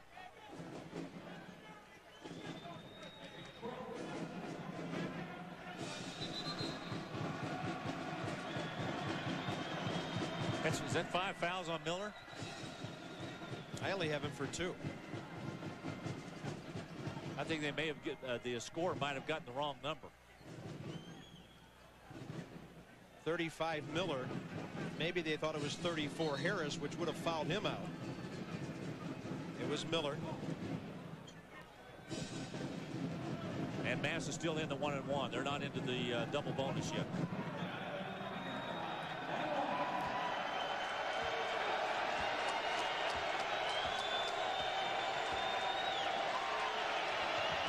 And DePina with 9 on the night. Coming up next on ESPN2, the only guys in Atlanta who drive faster than Larry Conley. The Winston Cup Napa 500 coming up next. I'll tell you what, it's the law of survival down there. You got to drive fast. I've seen you on I-75. 10 for DePina, all in the second half. 57-54.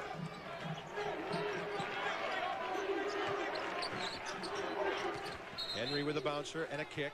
Reset the clock. Full 35 seconds now for UMass. Yeah, for them to play defense. Namaka will throw it in down on the baseline. They'll bunch everybody up at the top of the circle. Now step Wardle out. He'll pull his way in there. Smith got it. Smith got a little piece of it. Straight ahead. Jackie Rogers cuts across the lane, draws a foul. And if that's on Cordell Henry, he will be gone. It's not going to be him, though. It'll be another one on John Miller. If you're a college basketball fan, you can catch over 450 games on ESPN Full Court. Call your cable operator, DirecTV, or the Dish Network. All the top teams, all the big conferences from now until tournament time. I tell you what, the way this season is starting out, we've already had some major upsets. How about Dayton beating Connecticut 80-66 today? Big win. Oliver Purnell. Good win for the Atlantic 10. Wow, Rogers way off. And there's Brand over the back. He's been doing that all night. That'll be 4 on him. We'll walk to the other end.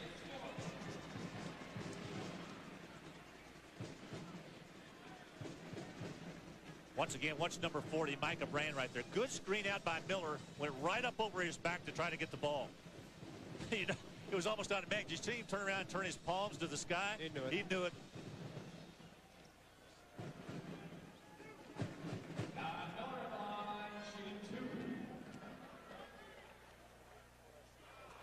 That wasn't very good.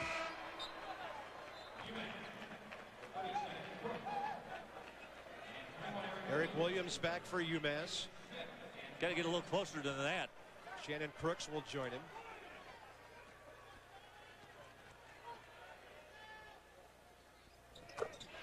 Miller gets it down. 4 for John Miller. How does a guy miss the entire thing and then not even draw iron on the second one? It goes right to the bottom of the net. 2:30 to go, 4-point game. Monty Mack penetrating. Bounce pass in there. That possession will stay with UMass. I thought that was a pretty quick whistle right there. I thought the way they were going down there kind of looked like Namaka and I'm not sure, was it Rogers? No, it was Crooks. Down in the baseline right there. I don't think either one of them had a hold of it. Yeah, Crooks had it.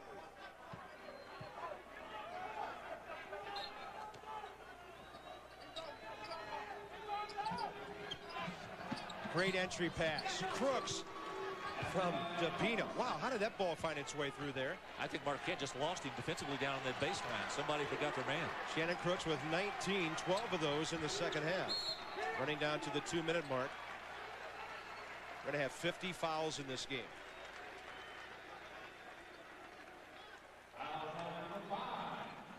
Monty Mack with his third.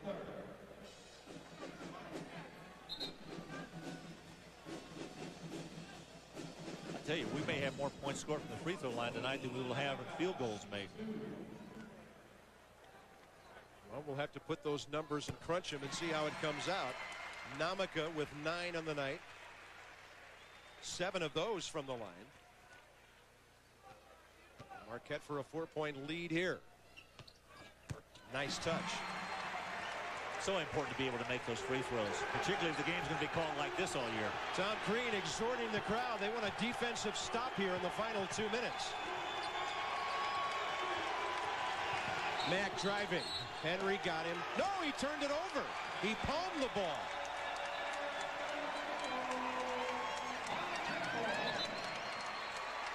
Monty Mack visibly upset with that call. Crooks leaves. Winston Smith back in. You know what? That was a good call.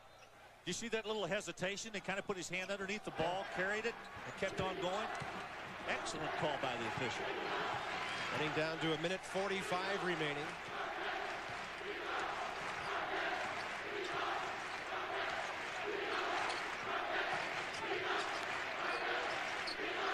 Wardle working off a pick by Miller. Driving. Stopped. Henry. Shot clock at 12. Final 90 seconds. He got his own shot. A follow. And Namaka, who went in there crashing, had a chance to really score a big basket. Now with 1:15. 4-point game. DePina trying to shake Namaka outside. Namaka's got to be careful playing with 4. Mack drills it for 3. Oh, big basket. Big bucket. UMass timeout with 1:03 remaining. The guy that I thought had to step up big for Massachusetts is going to be Monty Mack. And, of course, once he gets the basketball, he simply makes one good move, gets Henry going one way, he comes back the other, and drains it. Watch how quickly he gets rid of this ball. One dribble, the crossover right in front, good balance, good square up, bottom of the net. Complaining about a foul, too. Arizona's won. Dayton's beat UConn. And the Maui Invitational continues tonight with Louisville and Maryland at 9 o'clock on ESPN. The Running Rebels of UNLV and 8th-ranked Illinois at 11:30. That's over on ESPN2 from Lahaina, Maui, Hawaii. For more, log on to ESPN.com. You say that like you've been there before. A few times. They have started that game, by the way, early. Maryland on top, 8-4. That's over on ESPN. We've got 1:03 to go here in Milwaukee. And we've got a 1-point game.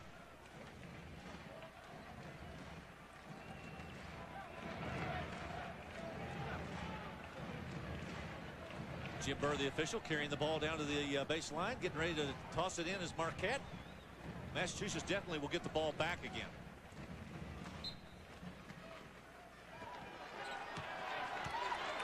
Tapina with some token pressure on Henry.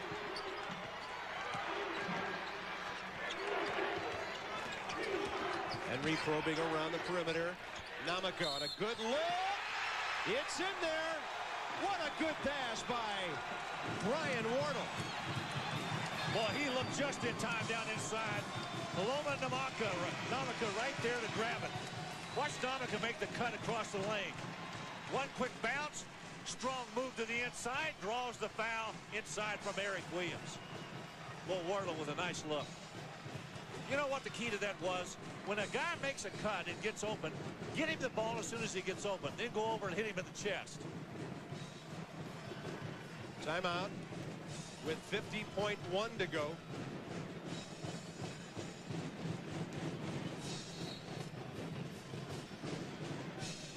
Now UMass with only one timeout, 130 left. Possession arrow belongs to the home team, now enjoying a 3-point lead with a very important Namaka free throw coming up to make it a 2-possession game.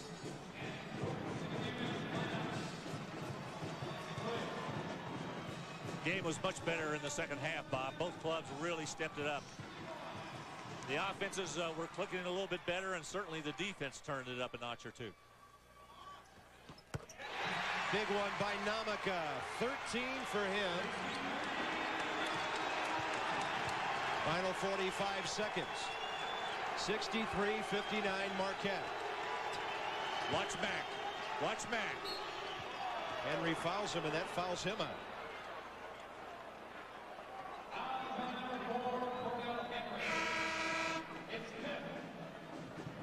Big choice now. Baroni's going to have to come in and take his place. I'll tell you what, right now, the way Brian has played tonight, I don't think that's a big drop-off. Watch again, Monty Mack in the corner. You'll see right here, Cordell Henry trying to keep him away from that baseline. Reach in and just grabbed him across the arm.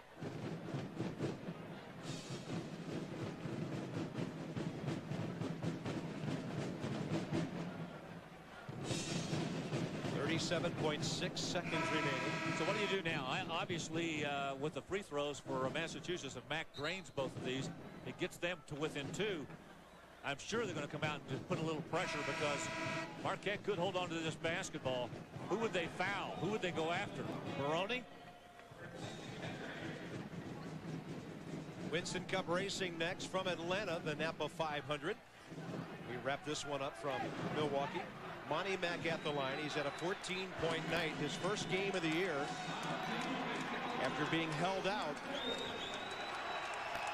against Iona because of that shoplifting charge. 15 for Monty.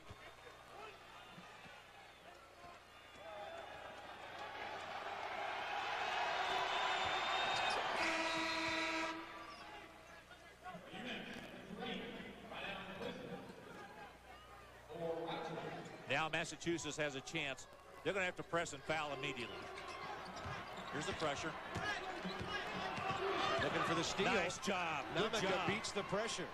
Final 30 seconds. Baroni. There's the guy. a reach around by Tapina. That's the guy they want. I don't think he's been to the line tonight, has he? Ryan Baroni, one field goal tonight. He was hanging in the air, got a loose ball, and drained it as we went to halftime. But he's done so many other good things for Marquette tonight.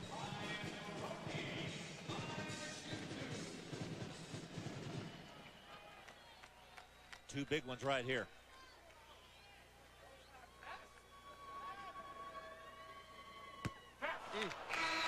Now that puts Mass within one shot of tying this game. Well, now it's a one possession no matter what he does here. UMass with a timeout. 26.4 seconds remaining. I kind of figured that Bruiser might tell his club if Baroni gets the basketball to foul him because he had not been to the line. Always important to find a guy who has not been there and who's just come off the bench. He replaced Cordell Henry, who fouled out of this game. Well, more great tournament action. Preston Schumpert and Jim Boeheim's Orangemen of Syracuse will take on a Conference USA team. The Blue Demons of Pat Kennedy and DePaul a minute or so before midnight on Thursday. Jimmy Dykes and I will be up in Anchorage for that one. That tournament also features Ohio State, Florida State, Rhode Island, Missouri. Valparaiso is out there, along with the Alaska Anchorage Club, the Division II team that hosts that tournament. We'll have a game for you Thursday, Friday, and the championship Saturday night from Sullivan Arena in Anchorage. That's a nice opening game you guys have got with Syracuse and DePaul. Two pretty good clubs. Syracuse really rebuilding after Etan Thomas and Jason Hart departed. 4 wins away from 1,000 for UMass. And one of the best in college basketball and the best in the Atlantic 10 over the last decade because of those great John Calipari days. Baroni's got to make this to give them a 3-point lead with 26.4 seconds to go.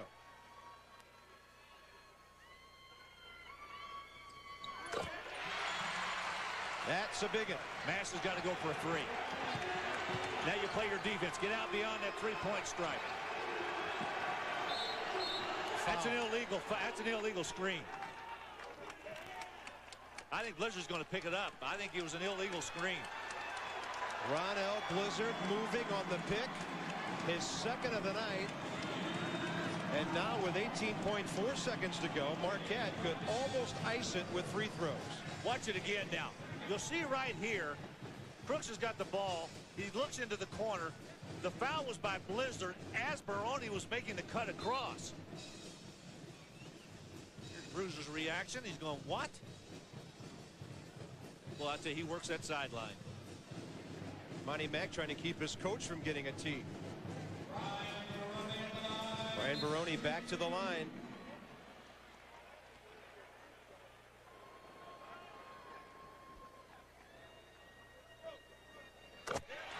Four for him.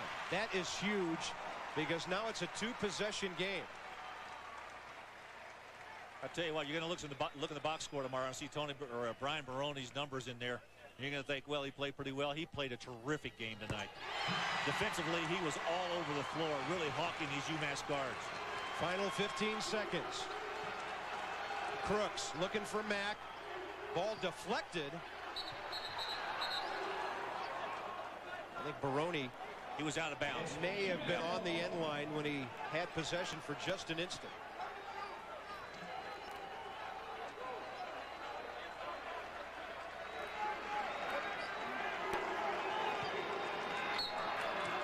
Nine seconds to go. Gotta have it now. DePina for 3. Down it goes. Timeout, UMass.